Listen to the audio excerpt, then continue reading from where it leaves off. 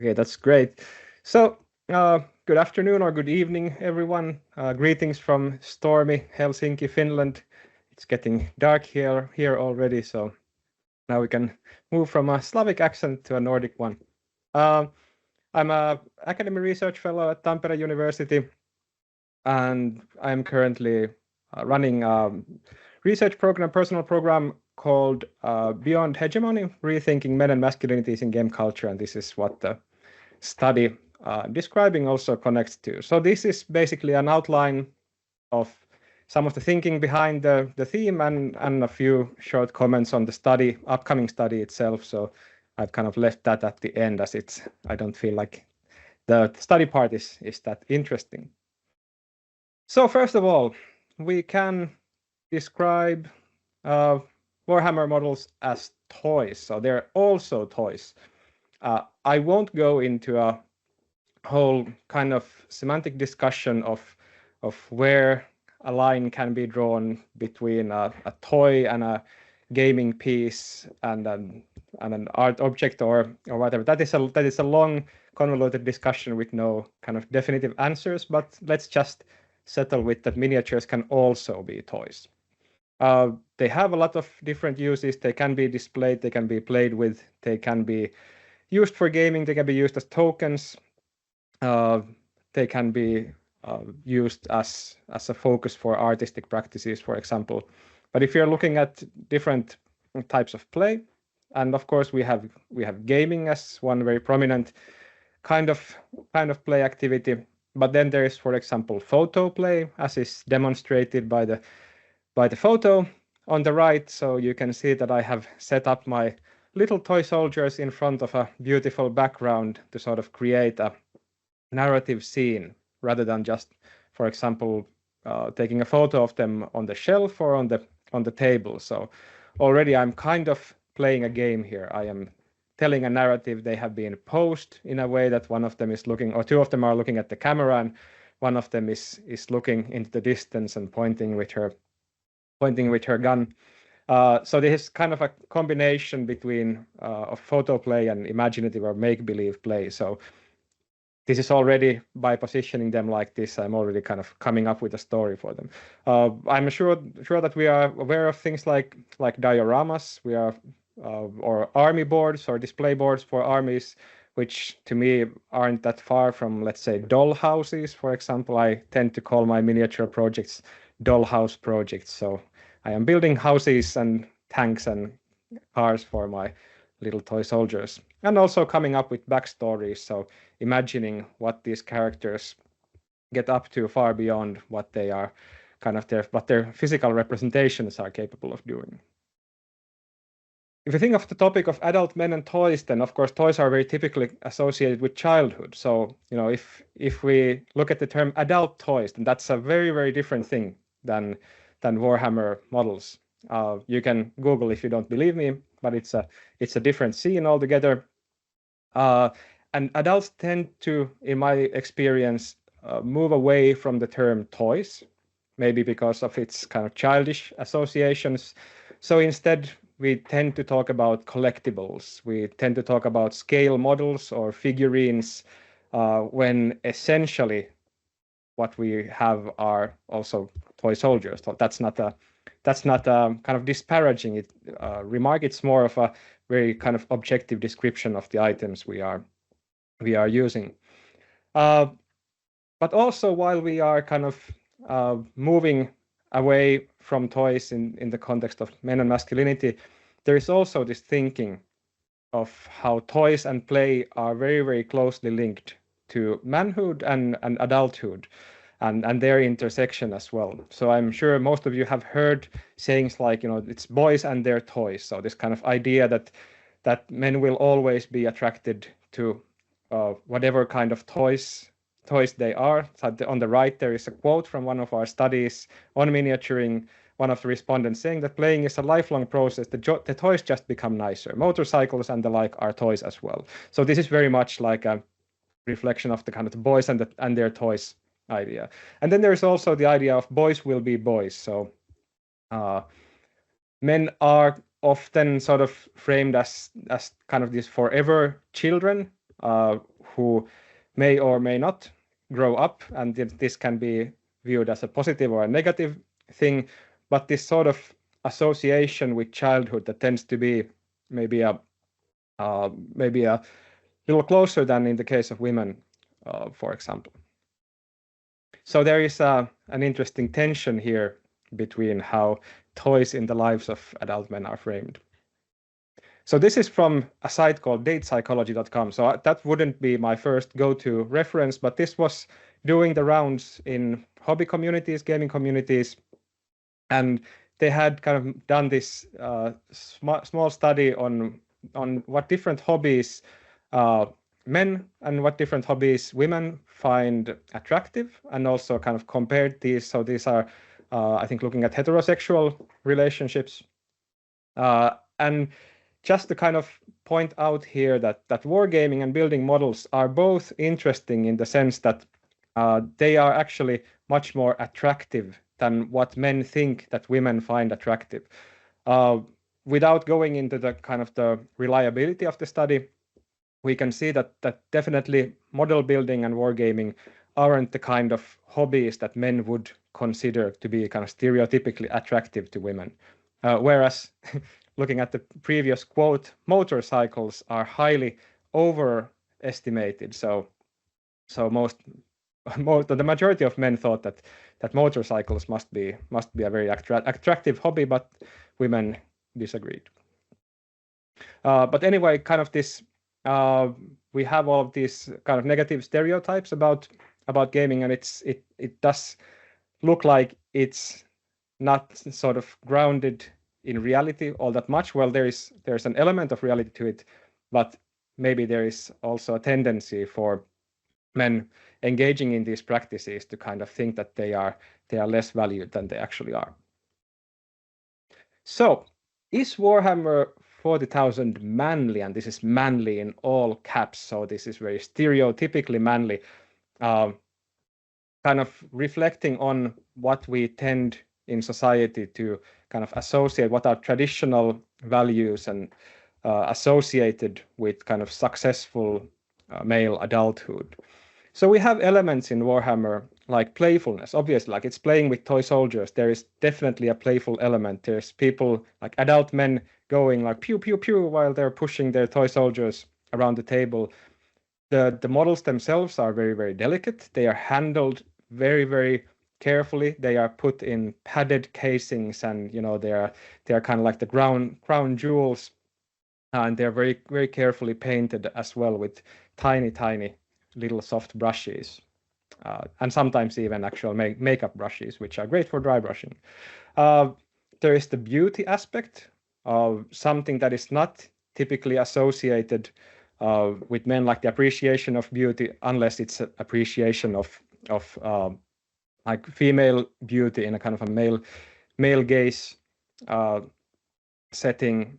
There is the element of make-believe, whereas men tend to be stereotypically, like the idea is that imagining things, that's childish, that's feminine, rather than kind of being grounded in the cold hard facts. And cold and hard are also kind of very sort of traditionally masculine words. And Warhammer is, of course, above all, it's very silly. Like, despite its kind of dark setting, it is very much an over-the-top, ridiculous setting where people are swinging huge swords and cutting down tanks with swords. It's a kind of massive, super fun power fantasy kind of thing. On the other hand, Warhammer is also kind of dead serious. Well, not dead serious, but it has very dark themes. It's a very kind of brutal setting, as you well know. It is hyper violent. There's all sorts of ways of destroying biology and planets and everything. Again, these very kind of things we associate with traditional, this kind of hostile and negative masculinity. There is the element of competition in the game itself, and of course the setting is also features competition between different races and cultures for kind of dominion over the universe or the galaxy. And of course, it's all futile and leads to there only being war. And of course, it is very grimdark. So even if humorously so, but it is rather than silly, it's definitely not silly in that sense. And if we kind of condense this separation and this tension between the two elements in Warhammer, we can just replace it with this. So I'm using myself as an example of beauty, obviously. So on the left is, of course, myself painting a miniature with a happy cat in my lap and being very careful and not disturbing the cat and resting the paintbrush on the cat's nose. And on the right is this very different idea of how a man will be acting. So this is, of course, a very classic image, and it has Sergeant Tony Montana basically firing his bolter and looking very angry and aggressive. So there is this kind of interesting tension here between the what is actually being done and the kind of fiction it connects to, and that is something that I'm very interested in. So in the Warhammer hobby and in the miniaturing hobby overall, we can see some really, I think, interesting angles to men, to manhood and masculinity ideals. So we can view the Warhammer hobby or playing with toy soldiers as this kind of playful rebellion. So we are going against traditional masculine and adulthood norms. So we are refusing to grow up.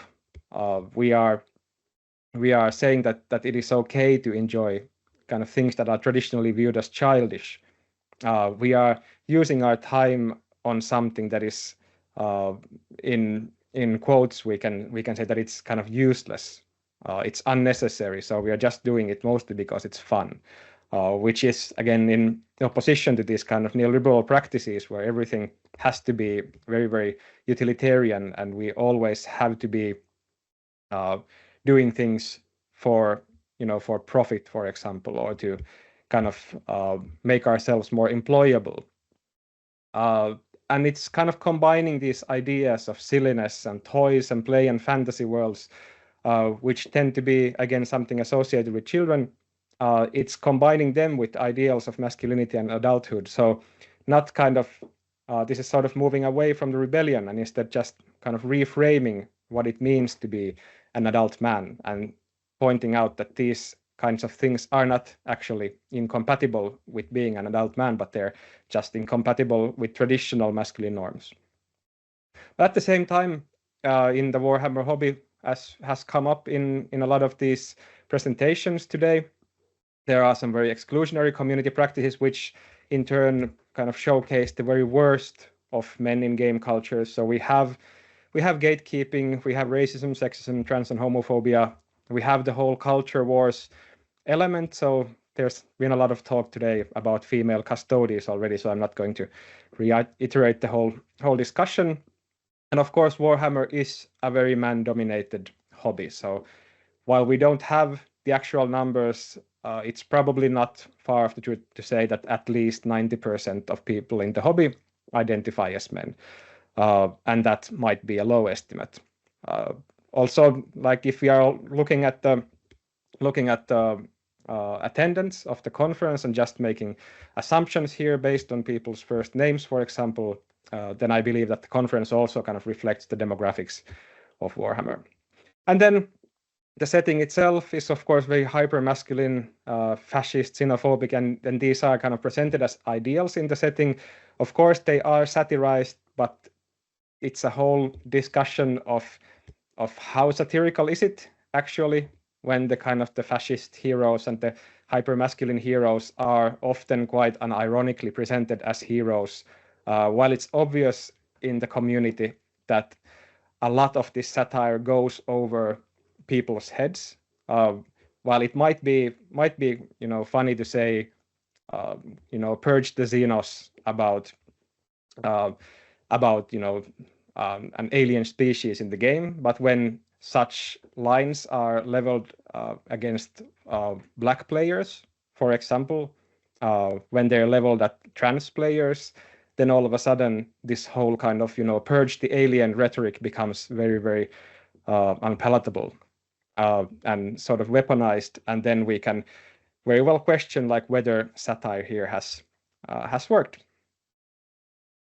So in short, the upcoming study that I will be running is to explore the experience of diverse men in gaming cultures, and miniaturists are one subgroup of this. So this is not solely a research on miniature gamers or hobbyists. There will be a qualitative questionnaire, so open-ended questions in 2025, and then those will be followed by interviews. And my approach in this whole study project is that it's a reparative reading. So looking at the positives, kind of, and the opportunities that are present in game cultures. So we know a lot about the hostility and toxicity of men in game cultures, but I also kind of want to see what else is there, and then use that information to leverage game cultures to maybe help expand our masculine norms, for example, and contest these harmful gender norms, like very traditional constraining views of masculinity. So some potentially interesting dimensions. Of course, I don't know what the results will be, but things that I'm maybe hoping and expecting to see. There's the case of Warhammer Dad. So how does Warhammer intersect with parenting? It has already been mentioned in some of the presentations here. There's miniaturing as public and miniaturing as private. So whether it's something that you keep from others for fear of ridicule, for example. There is the idea of embracing play and kind of demonstrating that you are actually mature and confident as an adult man because you are embracing this play kind of thing. The meme on the right is a very good example of this. And I believe that this might be familiar to some of you as a personal experience. I know that it was kind of that for me, at least. So also this idea that you are confident enough in your adulthood and your masculinity that you can admit that you enjoy these kinds of things that are perceived as childish. And then how intersectional variables influence people's experiences, such as the neurodiversity, for example, mentioned by Rafael in the previous presentation, and for example, gender or sexual minority status could be really, really, really interesting. And then, of course, miniaturing communities as safe spaces for men where they know that they will not encounter ridicule, at least based on the fact that they are into miniatures, and then how miniaturing is used as a tool for identity exploration and expression. So these are the kind of topics I'm at least hoping to find, but of course, you never know what will turn up in the data. That's all for me. Any questions? Here's all the homepage stuff, all the email stuff, the social media stuff, and kind of as a final ad, next year in 2025 we will have the Nordic Digra conference in Turku, Finland. The call for papers is now open, and we would love to see people who are also doing research on non-digital games. So please head on over to the Nordic Digra website. I can link it in the chat as well. But thank you very much.